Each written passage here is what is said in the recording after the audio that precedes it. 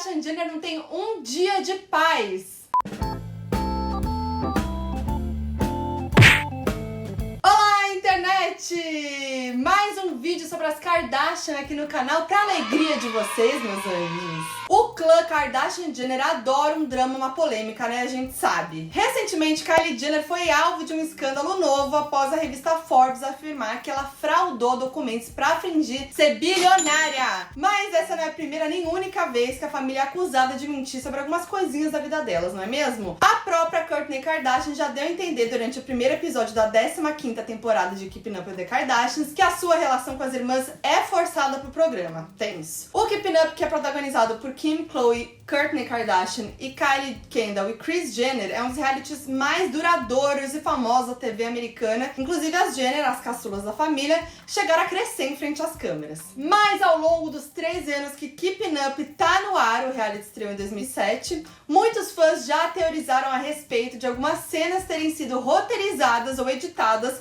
apenas pro reality. E enquanto existem provas de que algumas tiveram um toque ali de ficção, tem outras que são um completo mistério até hoje. Essas histórias têm ressurgido ainda mais pela internet agora, depois que as 2 primeiras temporadas do reality foram lançadas na Netflix aqui no Brasil. Já no Amazon Prime Video é possível assistir até a 8ª temporada. O restante, por enquanto, vai ao ar no canal E! Vocês estão por dentro? Até qual vocês assistiram? Me conta aí. Bom, então pensando tudo nisso, trouxe 5 acontecimentos da vida das Kardashian que dizem ser fake, pra gente analisar aqui. Lembrando que eu sempre faço vídeos sobre as Kardashian Jenner por aqui no canal, inclusive tem um top 10 das teorias da conspiração sobre o clã, eu sei que vocês amam. Tá tudo no izinho aqui, então vai lá e assiste tudo depois que esse vídeo acabar. Então vamos começar explicando toda a polêmica entre Forbes e a Kylie Jenner. Em 2018, a Kylie estampou a capa da revista Forbes e apareceu no 27º lugar no ranking das mulheres que mais enriqueceram por conta própria. O termo em inglês é self-made. Na época, a revista estipulou que Kylie, que tinha apenas 20 anos de idade, possuía o patrimônio de 900 milhões de dólares por causa da sua empresa de maquiagem, a Kylie Cosmetics, e que se tornaria em breve a pessoa mais jovem a se tornar bilionária por conta própria. Essa afirmação rendeu muita polêmica na época, já que muitas pessoas disseram que a Kylie não tinha enriquecido por conta própria,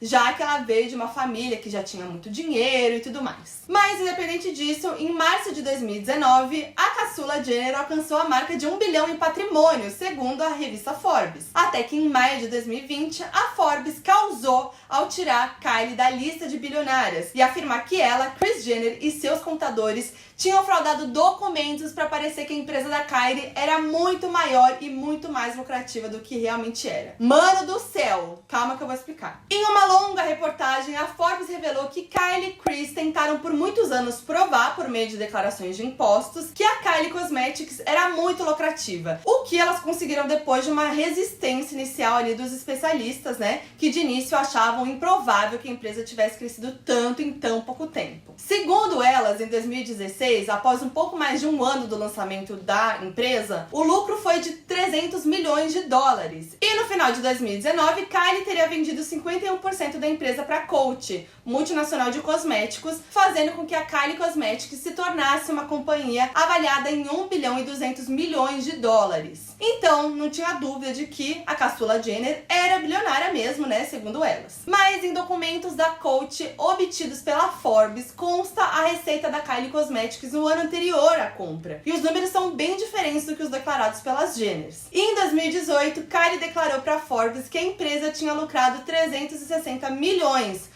Mas de acordo com os documentos da Coty, o lucro foi de apenas 125 milhões. Nesse caso, existiam apenas 2 alternativas. A primeira era de que a Kylie Cosmetics havia quebrado, o que justificaria os lucros terem caído tanto de 2016 para 2018, né, de 300 para 125 milhões, mas isso era considerado pouco provável, porque Kylie esgota tudo, a gente sabe, inclusive eu mesma nunca consegui comprar nada. E a outra alternativa, então, era de que as Jenners mentiram sobre o tamanho da empresa desde o início, inclusive fraudando documentos. Tenso. Olha só esse rolê. Segundo a Forbes, os contadores de Kris e Kylie teriam redigido declarações fiscais com números falsos, para que na hora em que a revista fosse fazer os cálculos do lucro e patrimônio e tudo mais, os números fossem bem mais impressionantes do que realmente são. De acordo com publicações antigas da Forbes, o lucro da empresa seria de 40%, quanto na verdade, segundo a Coach, é de apenas 25%. Além disso, a revista também afirma que a Kylie Cosmetics não é toda da Kylie, que parte da empresa, na verdade, seria comandada por Kris Jenner, Mama Kris. Pensando nisso, a Forbes refez os cálculos e chegou à conclusão de que Kylie, na verdade, não é bilionária e que, apesar de ainda ser muito rica, o seu patrimônio não chegaria nem a 900 milhões de dólares. Tá? Tranquilo? Suave? Sim, né?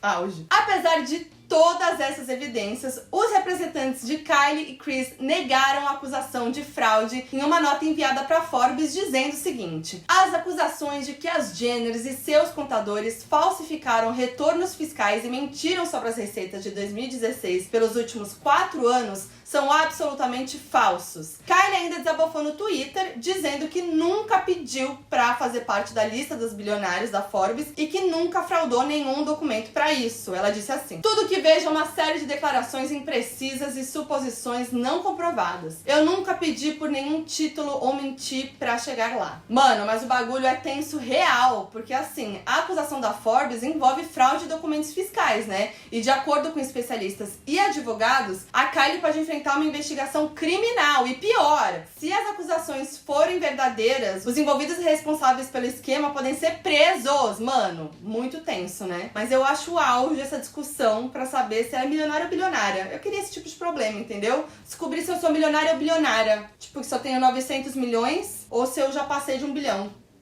Tranquilo por mim. Mas vocês sabem que essa não foi a única vez que Kylie foi alvo de rumores, né, e teorias a respeito da sua própria vida. Junto com as suas irmãs, ela viu seu nome envolvido em uma conspiração envolvendo a sua gravidez e o Keeping Up with the Kardashians. Vamos lá. Pega a pipoca. Quem acompanha a Keeping Up sabe que Kris Jenner tem uma relação bem próxima dos jornalistas do TMZ e costuma estar bem ligadinha sobre as notícias aí que saem sobre a família delas antes de elas serem publicadas. Inclusive, existe uma teoria bem famosa que eu já mencionei aí no meu vídeo de teorias das Kardashians, que diz que Kris Jenner foi quem vazou a sextape da Kim com o objetivo de bombar a família e tornar sua filha famosa. Ou seja, deu certo, né? Tudo é culpa da Kris Jenner se você for ver, né? Ninguém nem lembra mais da sextape da Kim Kardashian. Mas algumas pessoas na internet acreditam que a Mama Kris já vazou ela mesma informações sobre as filhas pra alavancar o programa. Lembra de todo aquele boato de que Kylie e Khloe estariam grávidas em 2017? Que a gravidez da Kylie só foi confirmada quando a Stormi nasceu? Inclusive, primeiro foco em FBI do canal, tá, amores? Uma teoria famosa diz que Kris vazou a notícia da gravidez de Khloe e Kylie pra atrair espectadores pra temporada de Keeping Up with the Kardashian e pro especial de 10 anos do reality. Tudo começou quando em 22 de setembro de 2017 o TMZ publicou uma matéria dizendo que Kylie estava grávida de Travis Scott. 2 dias depois, 24 de setembro,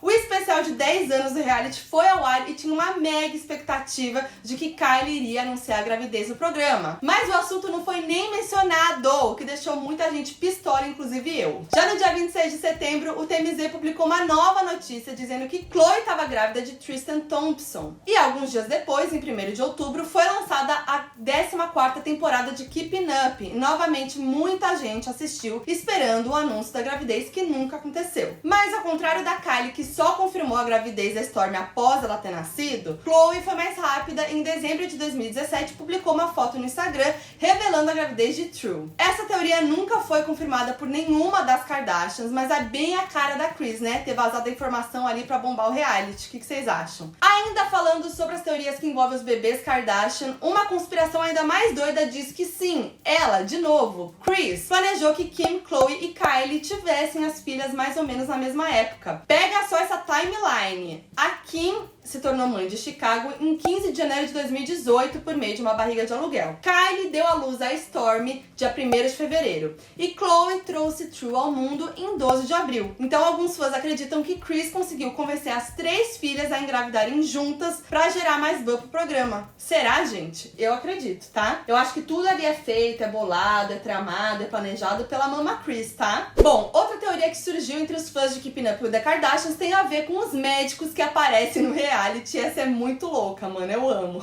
Algumas pessoas acreditam que os médicos que aparecem no programa, eles seguem algum script já pré-definido, um roteiro, e que deveriam dar o diagnóstico proposto pelos produtores da série, mesmo que não fossem reais, apenas para criar um drama ali. Tudo, claro, com o aval das próprias Kardashians, que também sabe que o diagnóstico é falso. Olha que loucura! Um indício levantado por alguns fãs para que essa teoria seja real é que os médicos que são vistos conversando com a família sempre parecem meio engessados, meio treinados, como se estivessem atuando mesmo. Meio Joey Tribbiani ali fazendo o papel do médico no Friends. Quem pegou essa referência? E essa teoria ganhou ainda mais força, principalmente depois da própria Khloe Kardashian revelar que fingiu ter problema de fertilidade na época que estava casada com o jogador de basquete Lamar Odom. Cata essa história, gente, sério, ó. Vai explodir a cabeça. Um dos principais plots dela durante todo o reality foi a dificuldade para engravidar. E ela chegou até mesmo a fazer tratamento de fertilidade por volta de 2012 ali para tentar ter bebê. Na época nada deu certo e o médico até chegou a dizer que a Khloe não estava ovulando. Então a concepção seria muito difícil. E todo o drama foi televisionado, tanto em Keeping Up with the Kardashians, quanto no spin-off Khloe and Lamar, porque tem os spin-off e tudo também, né? Mas na 13ª temporada de Keeping Up, em 2017, durante uma consulta médica, Khloe acabou revelando que fingiu tentar engravidar na época que estava casada com o Lamar. Segundo ela, o casamento não estava indo muito bem por causa do abuso de drogas do jogador, que todo mundo sabe que é público, e aí ela não achou que deveria trazer uma criança ao mundo nesse ambiente.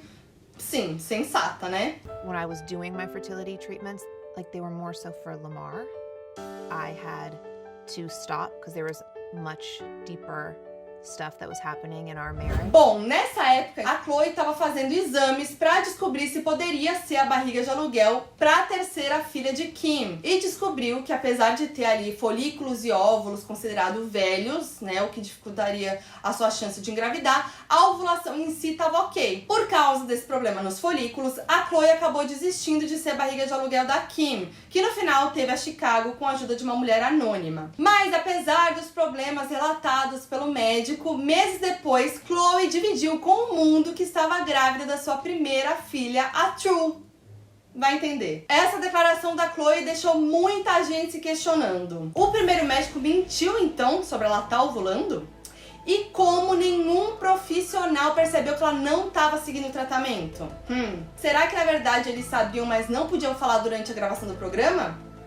Esses médicos são mesmo médicos ou são atores? E se forem médicos, vão ter problema na justiça? Eita nós, mano! Que história louca! Ó, agora, depois que eu descobri isso, eu só vou assistir Keeping Up with the Kardashian prestando atenção nos médicos. Vocês também? Vou ficar prestando assim, pra ver se eles estão fake, pra ver se eles estão engessados, pra ver se tá meio roteirizado. Ferrou, gente. Nunca mais vou ver Keeping Up with the Kardashians da mesma forma. Vamos falar de outra teoria que é mais antiga. O casamento relâmpago entre Kim Kardashian e Kris Humphries também levantou várias suspeitas de que seria falso e que teria criado apenas para audiência. Eu falei sobre isso no vídeo das teorias também, mas após o divórcio, o próprio produtor do reality revelou que algumas cenas foram roteirizadas e editadas sim. Pra quem não se lembra, Kim e Kris se casaram em agosto de 2011 e apenas 72 dias depois anunciaram a separação. Mas o estranho é que ao invés de divorciar, Kris pediu a anulação do casamento com a Kim. Quando o casamento ele é anulado, é como se ele tivesse nunca existido, sabe? E aí, como justificativa, ele alegou ter sido alvo de uma fraude